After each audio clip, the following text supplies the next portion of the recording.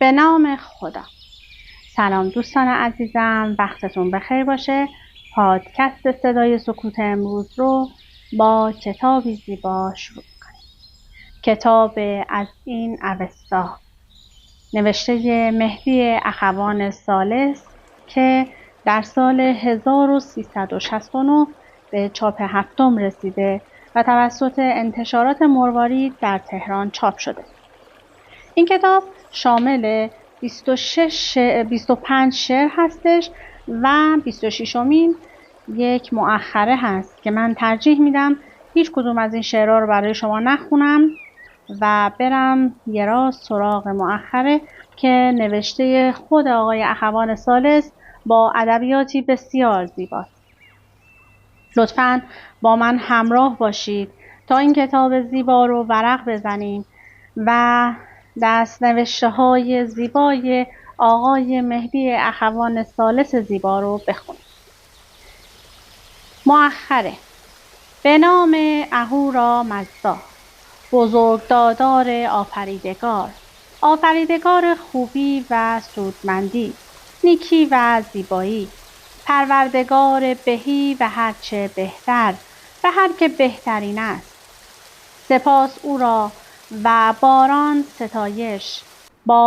ستایش و درود نثار بر بهترین مهتران، گرامی ترین ارجمندان، مه مهان و بلند بلندان، آموزگار نیک های سگانه، ستایشگو و سرایشگر زیبایی ها، خوبی های هزارگانه، پیامبر راستین و راستان، پیرو پیشوای امروز و باستان، ستاینده راستی و رادی و نیکی و پاکی، دارای فره درخشان ایزدی، دشمن اهریمن دروغ و بدی، نمازگزار آتش و زمین و آفتاب و روشنی و خاک و آب، بهترین افسانه‌گوی افسانه زندگی، ساقی سرخوش میخانه زندگی،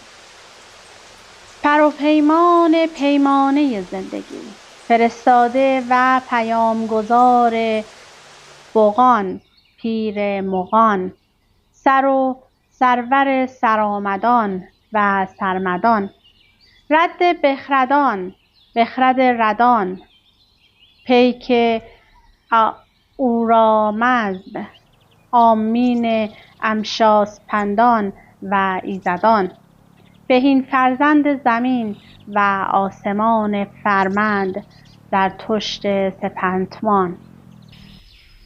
و سلام و آفرین بسیار بر پیک و فرمان فرمای 4 ایزد بزرگ و فرشته اهورامزدا، آفریده مینوی، ایزد مهر که نگهبان عهد و پیمان و روشنی و پاسدار نیروهای اهورایی است و بازوان بلندش به نزدیک و دور شکست دهنده نیروهای اهریمنی، و ایزد اشتاد که نگهبان راستی و درستی و فره ایرانی، شکست دهنده خواب سنگین و تنبلی، و ایزد رشن که نگهبان دادگری و برابری و برادری، و ایزد آرت که نگهبان توانگری و بهره‌مندی از جهان است، و جاه و جلال خوشی زندگانی، بهره‌های این جهانی، شکوه و آرامش و آسایش، خوردنی‌های گوناگون فراوان، انبارهای پر از اندوخته‌های سودمند، بوهای خوش، بسترهای آراسته و آسایش بخش، خانه‌های خوب و استوار، ستوران نیک، اسبان نجیب تندرو، گردونه‌های تندگرد رونده و به آذین و سلاح‌های کاری، زنان و دختران زیباروی و خوب پیکر و زاینده، آراسته به آرایش‌های نیک و همه هرچه سودمند و خوب است، و اهورایی نصیب مردم پاک و پارسا و درست کردار راستکو کنند. سلام و آفرین بسیار بر پیک و فرمانفرمای این 4 ایزدان، پاک مرد نیشابور، فرزان پیشاهنگ دادگران و دادفرمایان، کاروان سالار مهربانان و رادان مزدک بامدادان، آزاده آزادی بخش دادآفرین، 5 ها، 50 ها، 100 ها، 50 صدها، 100 صدها، 50 ها هزارها، 100 ها هزارها، 100 ها 10,000 ها درود و آفرین از همه آزاده زنان و آزاده مردان اهورامزدا آفریده بر این 2 پیرو پیشوای مینوی. و هم سلام و درود فراوان بر بودا و مانی، نیکان و پاکان باستانی از حریم و حوزه شرق آریانی، و نیز آفرین و درود بر مهاتما گاندی، پیک امروزین پاکان و دادگران و نیکان باستان، فرمانگزار پارسایی و دادگری و برابری و مهربانی.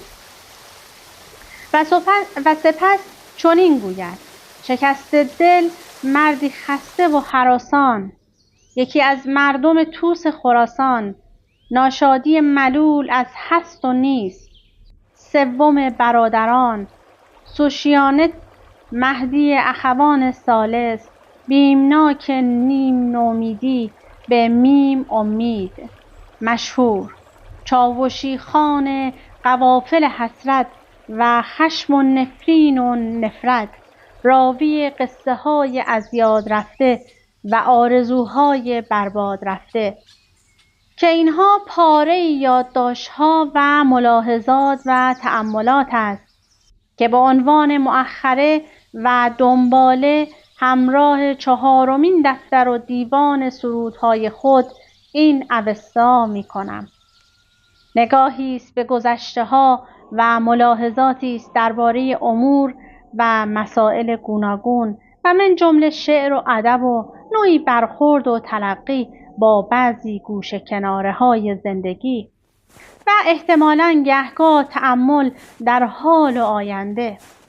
گاهی اندیشیدم که اینها پاره‌ای گفتنی هاست، باورها و خطورهای خاطر که جایی چنان که اینجا باری باید گفته شود. گاهی اندیشیدم، اینک اینجا میگویم که پس از شوریده بابای همدان و خیام و لحظاتی از منوچهری دامغان و مولانا جلال بلخ در اغلب شمسیات عجیبش، و نه همه جا بل آنجاها که خواجه خواجگان شیراز حافظ خرد و شکسته و خشمگین شده، خیام شده، نومیدانه به زجه می خروشد و یا مستانه و احیانا عاشقانه می سراید و بگوییم مماناد و نادیده گرفته ماناد لکه پیس حیز الرجال مدایح خواجه و سلام کنیم بر ناصر خسرو و عطار و سیف فرغانی و دیگرانی که تن و پیکر از این لکه پیس ها پاک دارند. و همچنین پس از پاره‌ای حال و منوالهای دیگر فی‌المثل طور نگاهی که بزرگ بنیادگذاران سالار به قول نفرستاده حبیبم احمد معمار طوس فردوسی 6 ببری دارد، به حساب عظمت او، شرف قصد و قصیده او، عزت و ارج عزم و آهنگ او و شکیبایی 6 هزاری او، و نیز پس از پاره‌ای حال و منوالهای گاهگذاری و پراکنده دیگر که موج میزند میدرخشد و میشناسیم. پس از اینها که گفتم در زبان خراسان، یعنی همین زبان ملی ما که فارسی دری و فارسی دری هم نامیده شده است، دیگر پس از اینها دعوی شعر و شاعری داشتن غالبا دور از پرهیز و پروا و یحتمل آزرم می نماید. در السنه فرنگ و مستفرنگ و احوال فرنگی و مستفرنگی و ترکی و اردو و غیره ممکن است هر قیل و قال و ادا اطواری را شعر بپندارند و بنامند. باشد، به ما چه؟ من گفتم در زبان خراسان، زبان فارسی دری، از این روز که من غالباً اغلب این سروده ها را که در دیوانهای من آمده کار یا قطعه می نامم. از تاریخ هایی که در زیر کارها و قطعات کتاب آمده دقت و نام روز را حذف کردم. یعنی مثلا ننوشتم پنجشنبه 23 خرداد 1340، فقط به دقت و نام ماه و سال بسنده کردم، مثلا تیر ماه 1342. جز در مورد یک قطعه که به نظرم از جهتی بسنده نبود و لازم بود که حتما روز نیز یاد شود، چون کار یک روز و یک شب نبود و تأمل. گاهی اندیشیدم اکنون اینجا میگویم. ببین جانم، منوچهری گفته است در آن قصیده که با حسد و رقیب خیش ماجرا کرده است: من بسی دیوان شعر تازیان دارم زبر، تو ندانی خواند الحب به صحنک فاسبهین. من به فضل از تو فزونم، تو به مال از من فزون. بهتر است از مال فضل و بهتر از دنیاست دین. من چنانم تو چنین. و ابررند همه آفاق خورشید نیشابور، هوشیارترین مست مستان عالم، خیام عزیز فرموده است: از تن چو برفت جان پاک من و تو، خشتی دو نهند بر مغاک من و تو. آنگاه برای خشت گور دگران در کالبدی کشند خاک من و تو. خب بگو ببینم چه فرقی است بین آن من و تو که در سخن منوچهری است و این من و تو که در شعر خیام است؟ مسئله این است. اکنون چند کلمه درباره این مسئله انسانی و انتقادی و معنوی در عالم ادبیات که میتوان از آن به من و منیت در شعر و ادب تعبیر کرد بحث میکنیم. شریعت مدار صوفی وش پرشور حبیب خراسان، مشهور به حاج میرزا حبیب، را غزلی نغز و خوش بدین گونه: زردی برگ خزان عکس رخ زرد من است، نیست سرمای زمستان زدم سرد من است. آسمان نیست که گه خندد و گه گرید زار، در غم و شادی از آن است که همدرد من است. دشمن خیش منم نیست کسی چیره به من، به جز این اهرمنی خو که هماورد من است.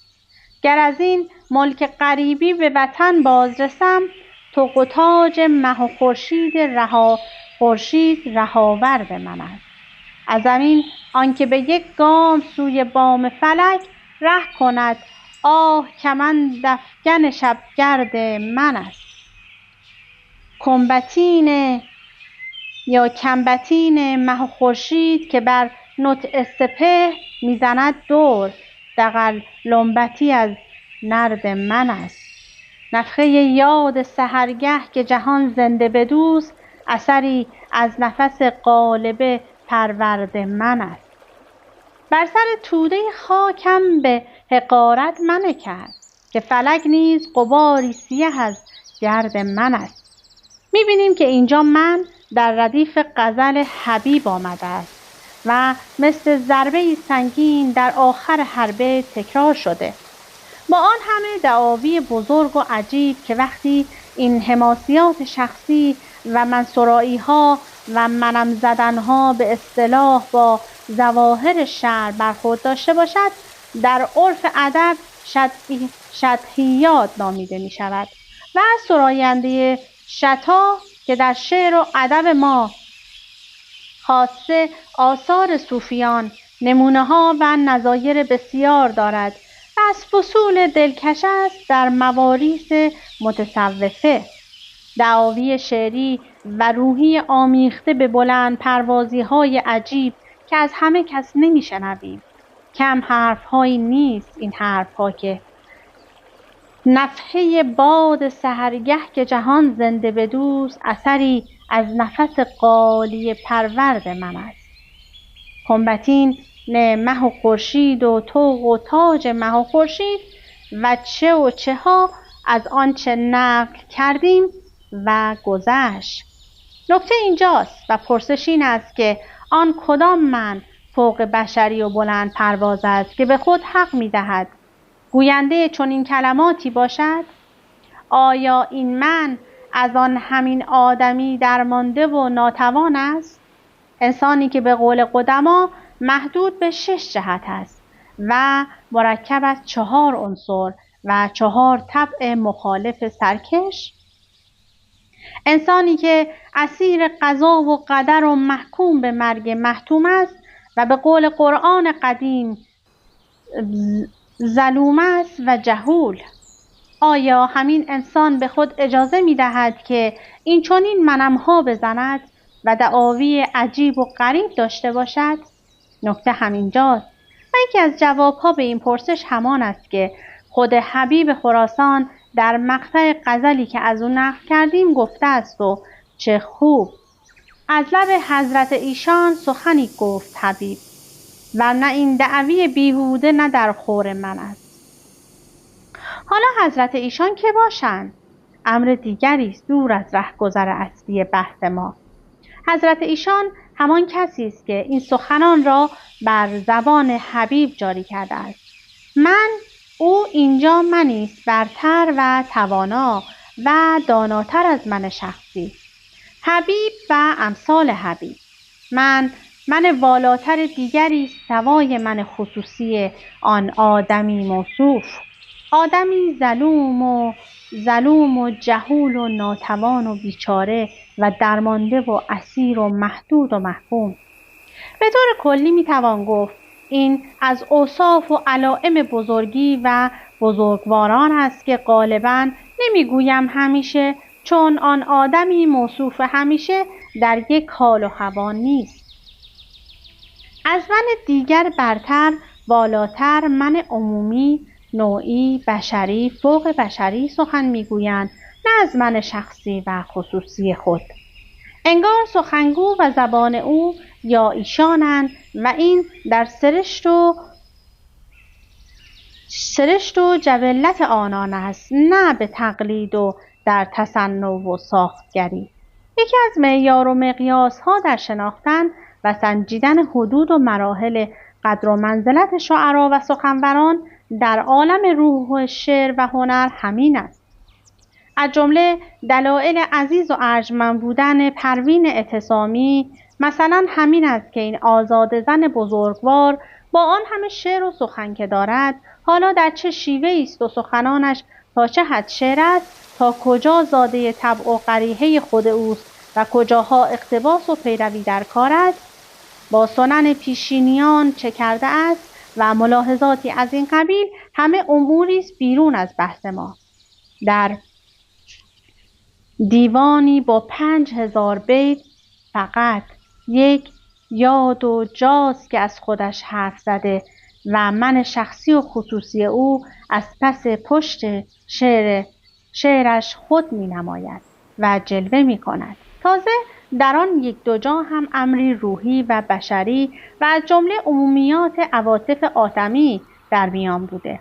عواطف مشترک همگان، مثلا مرثیه‌ای برای پدرش گفته یا لوحی برای مزارش یا در تقدیمنامه‌ای منظوم ودایع روح و مواجید قریحه خود را به دست زمانه سپرده است. طبعا در این طور موارد جنبه همگانی و انسانی امر در حد خود محفوظ است. یعنی شعر حکایت از احوالی دارد که آنقدرها هم شخصی و خصوصی نیست. به یک حساب درست در نقطه مقابل این مسئله، یعنی من و منیت، در شعر و ادب مسئله مخاطب و به اصطلاح طرف خطاب و کس یا کسانی که روی سخن با ایشان است نیز مطرح است. یعنی میتوان دید و شناخت آن کس یا کسانی که دلها و ضمیر متأملشان آماج شعر شاعری است چه کس یا کسانند. آنجا اگر بشود گفت موضوع شناختن خطیب در میان بود و اینجا طرف گفتگو و خطاب در میان است.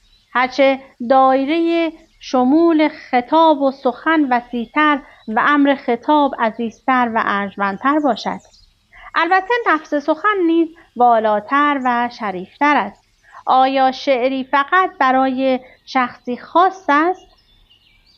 مثلا اخوانیه ای از انوری که در آن روی سخنش با قاضی حمیدالدین است و در موضوعی خصوصی تر مثلا از قاضی بنچه‌ای یا بنچه‌ای کاغذ یا خرواری جو برای مرکب خود خواسته است و یا شعری است که در آن خطاب به شهری دارد یا خطاب به امیر دیار و سردار سپاهی و فی المثل برای مردم شهر و دیار خود استمداد می کند، مثل قصیده فریادنامه اهل خراسان در فتنه غزو. به سمرقند اگر بگذری ای باد سحر، ناله اهل خراسان به بر خاقان ببر. به هر حال مقصود آن که مسئله مخاطبان نیز در خور توجه است. این نیز از نشانه ها و دلایلی است که بیننده متأمل را در سنجش و داوری و شناخت اهل سخن نکته ها می آموزد که خطاب به انسان و انسانیت است یا که و که ها. ابریز کوچک که بر محله یا شهری می بارد یا ابریز چون 7 اقیانوس برخاسته که بر کران تا کران بر بیکرانه افقها دامن گسترده است و بر 7 اقلیم می بارد. آفاق شمول سخن تا کجا و کجاهاست. می توان دید و شناخت و ارج و عزت سخن و منزلت سخنور از اینجاها معلوم می شود.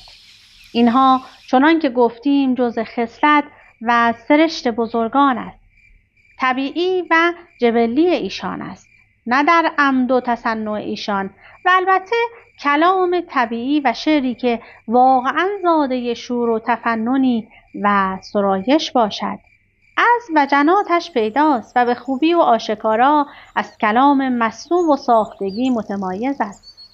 البته این نکته ها که به هر کدام اشارتی کردیم و گذشتیم و خردمندان را گفتن اشارتی بسنده است. به هیچ وجه دستور عمل و الگوی کلی و همیشگی نمیتواند باشد، چون این قصدی نداشته ایم و اصلا میدانیم که در عالم شعر و هنر به هیچ وجه من الوجوه هیچ اصلی نمیتواند و نباید دستور جزم و هرگزی کار باشد. شعر و هنر واقعی و اصیل شکل و دستور جزم به قول فرنگان فرم و فرمول دگم بر نمیتابد. عالم خلق شعری و زایش و سرایش هنری عالمی است برای هر کس خاص و مجزا که باید به گام خود بپیماید و به کام خود بچشد. هر لحظه و هر دم جوشش و رویشی دیگر در کار است، کاملا متفاوت با لحظات و احوال گذشته. در این تن هر دم آید جان دیگر و زین در هر دم آید خان دیگر. در این محفل که نزهتگاه جان است رسد هر ساعتی مهمان دیگر. پس اینها که میگوییم نه به عنوان دستور کار و راه و رسم ازلی و ابدی است، هرگز چنین نیست. منتها وقتی در کار گذشتگان، آثار بزرگان و اعزه عالم شعر و ادب تأمل و دقت می‌کنیم، به نکات و دقایقی برمیخوریم، با بعضی خصال و خصوصیات درخشان آشنا می‌شویم که جالب و در خور توجه است و می‌بینیم وجوه اصلی و روح کلی آن خصوصیات و خصلت‌ها را. هر جایی به شکلی در همه بزرگان سراغ میتوان گرفت و الا کسی نگفته است و نمیتواند بگوید که نباید کسی مثلا از من شخصی و خصوصی خود دم بزند یا فی المثل اخوانیه نگوید و فلان دوست را به بزم عشرت خود نخواند. مطلب این است که ببینیم و دریابیم که چه فرق است بین این من حافظ که میگوید من از جان بنده سلطان اویم اگرچه یاد از چاکر نباشد، و این من همو که میگوید در پس آینه طوطی صفتم داشتن آنچه استاد ازل گفت بگو میگویم. یا اینکه من آن نگین سلیمان به هیچ نستانم که گاه گاه بر او دست اهرمن باشد، و اینکه مدامم مست می‌دارد نسیم جعد گیسویت، خرابم می‌کند هر دم فریب چشم جادویت. ببینیم و دریابیم چه فرق است بین من و منم، فلان شعر و فلان شاعر و آن دیگر و دیگری. من شخصی شاعر و نویسنده با من اجتماعی او و در مرحله عالی‌تر با من عالی بشری، یا به تعبیری نوعی چه تفاوتی دارد و اصولاً یک آفریننده آثار هنری، یک شاعر تا کجا حق دارد از من شخصی خودش برای مردم و خوانندگان آثارش حرف بزند و در چه مراحلی است که من یک شاعر و نویسنده جلوه‌گاه و نمودار احوال همگان و دیگران می‌گردد و می‌تواند از حدود مشترک عواطف و احساسات بشری دم بزند، چه در جهت نفی و نفرین و نفرت و خشم و یأس و چه در جهت اثبات و شور و شعف و امیدواری.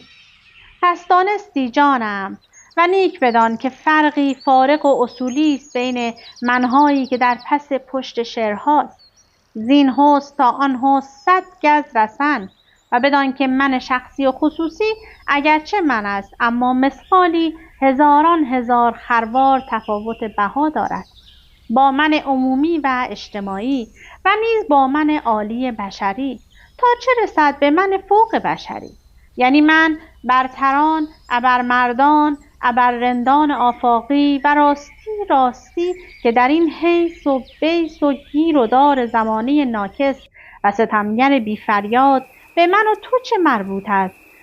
زرها و زوزه های فرومایگان که جز به شکم و زیر شکم خود نمی اندیشند؟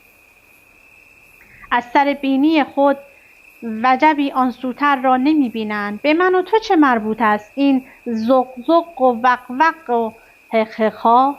این گزارش احوالهای شخصی که به نام و در کسوت شعر در بازار است.